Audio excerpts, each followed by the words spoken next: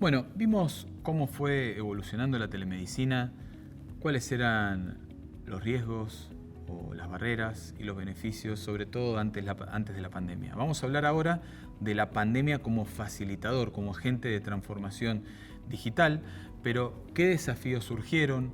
Vamos a hablar de herramientas informales y vamos a hablar de algunos riesgos y aspectos regulatorios. La pandemia estableció una coyuntura a través del aislamiento social que fue el verdadero, o se dice que fue el verdadero agente de transformación digital.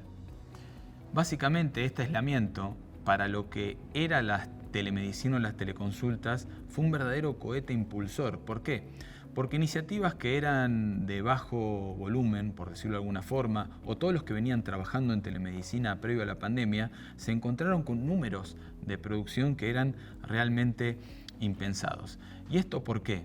Porque el aislamiento generó una nueva demanda de telemedicina, porque la recomendación era que la gente no salga a la calle y mucho menos para síntomas banales. Pero no solamente había un aumento en la demanda, sino también en la oferta, porque los médicos y otros profesionales de la salud también tenían que quedarse en su casa, por el motivo que fuera, pero sobre todo aquellos que trabajaban en ámbitos ambulatorios prefirieron hacer el seguimiento de sus pacientes a través justamente de la telemedicina.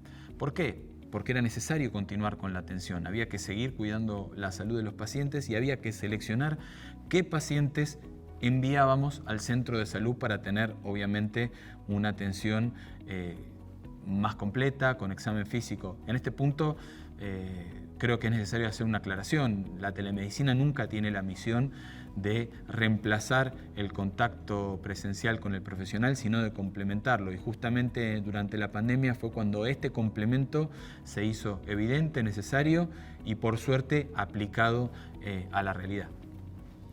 Es decir, a través de la telemedicina durante la pandemia encontramos un filtro selector de pacientes, selector de patologías. Podíamos definir a quién teníamos que atender o a quién teníamos que darle algún tipo de prioridad. También lo fuimos viendo cuando hablábamos de los beneficios de la telemedicina. Hay que tener en cuenta que todo esto tuvo un altísimo impacto en lo que fueron algunos procesos, sobre todo aquellos administrativos. ¿Por qué? Porque el sistema de salud estaba muy acostumbrado a lo presencial, al papel. Bien, es decir, un paciente que tiene que tener una atención médica se acerca a un hospital generalmente con una orden en papel de traslado, tiene que mostrar una credencial que defina quién es el asegurador o quién va a pagar por esa atención. En muchos casos tenía que haber una validación a través de sistemas de información con el sistema del asegurador para poder asegurar que está autorizada esa práctica y todos los procesos administrativos que ustedes ya conocen. Bueno, todo eso durante la pandemia tuvo que adecuarse justamente a los nuevos procesos por telemedicina. Estamos hablando de nuevos procesos digitales. También se vio evidente una nueva necesidad de información y soporte por parte de los pacientes. Digamos, todos estábamos acostumbrados a utilizar el sistema de salud de forma presencial, pero muy pocos sabían hacer por ahí una teleconsulta o una videollamada. Entonces, eso hizo que los prestadores de telemedicina tengan que disponibilizar manuales o folletos informativos, incluso circuitos de posible contingencia ante la caída de esos sistemas para que justamente esté garantizado lo más importante, que era la atención y el cuidado de la salud. También se vio, y esto vamos a hablarlo ahora un poquito más adelante, que en la pandemia los prestadores salieron a comprar o adquirir o a adecuar soluciones de todo tipo. Hablamos desde WhatsApp hasta verdaderos sistemas de telemedicina con capacidad de integrarse a los sistemas de información subyacentes. También hubo quienes lo desarrollaron de forma interna, adecuado a sus herramientas, pero esto se vio bien claro durante la pandemia, es decir, se adquirieron todo tipo de soluciones. Lo que se hizo más evidente, digamos, en este periodo es la necesidad de actualizar normativas y procesos asistenciales que están realmente anticuados. La pandemia también mostró que existen ciertos desafíos técnicos justamente para la exitosa implementación de programas de telemedicina.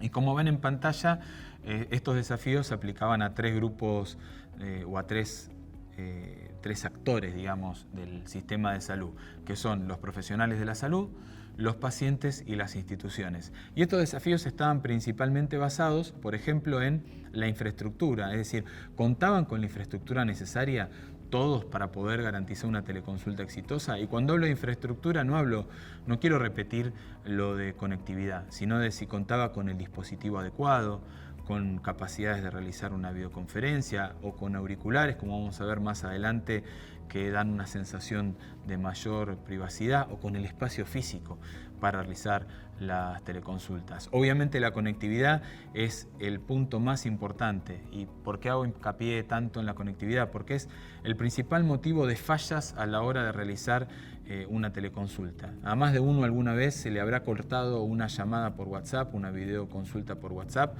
porque justamente la conexión no garantiza que se pueda hacer de forma sostenida. Digamos, esto no es una verdad absoluta, sino una cosa que puede suceder y hay que estar preparado.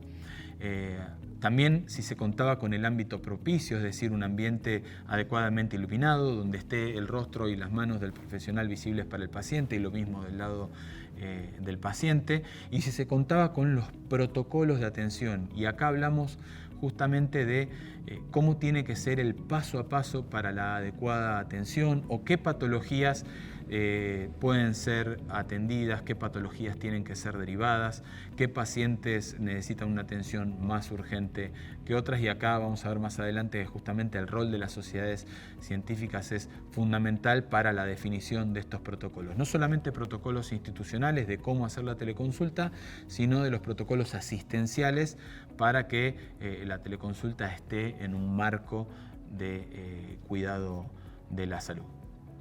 Por último, respecto de los protocolos, y acá no estamos hablando de un desafío puntualmente técnico, sino más procedural. Cuando hablamos de protocolos, hablamos de los protocolos internos de la institución o del consultorio que pueda tener el profesional, de cómo realizar la teleconsulta, de cómo es el cuidado de la salud de cada caso o cada paciente en particular, sino también por ahí la definición de recomendaciones o de protocolos asistenciales determinados por las sociedades científicas, que pueden determinar justamente recomendaciones puntuales para cada tipo de paciente o para cada grupo de patología. Ni hablar que dentro de estos protocolos sí tiene que existir, y lo vamos a ver ahora cuando repasemos las recomendaciones del Ministerio de Salud, protocolos en cuanto a contingencia, cómo resolver fallas en la conexión o cómo continuar con el cuidado y la atención independientemente de la falla, y además cómo definir la necesidad o no de una atención presencial. Cuando un profesional de la salud y un paciente tienen que comunicarse, y acá los representamos con esta médica y este paciente, independientemente de la vía de comunicación que utilicen, y lo representamos ya sea de la forma más rudimentaria con la lata con cuerda engomada, pero también podemos evolucionar en la tecnología y hablar de mensajería instantánea, ya sea los SMS, correo electrónico, Hangouts, WhatsApp, o pasamos si quieren a las herramientas de comunicación por videoconferencia, como puede ser Meet, Zoom, Skype, o las redes sociales, Twitter, Facebook, Instagram, o estos dispositivos que parecen futuristas que ven en pantalla, que son robots manejados a distancia.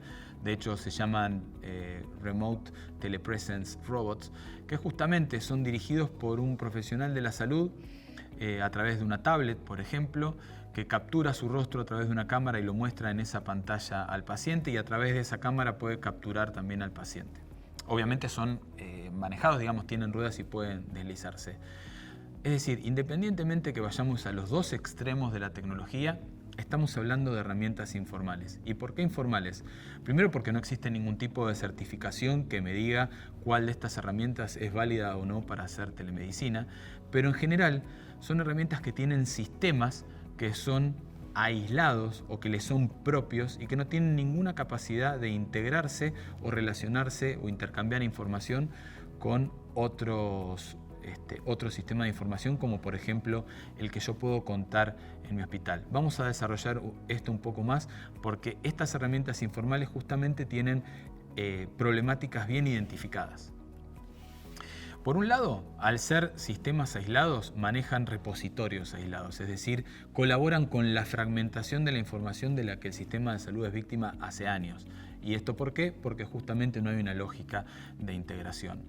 Luego, los protocolos de seguridad de información que utilizan son propios y no están definidos bajo ninguna ley que tenga perspectiva sanitaria. Sí, obviamente tienen que cumplir algunos con leyes de protección de datos personales, pero nunca desde una perspectiva de información sensible como es la información y los datos en salud.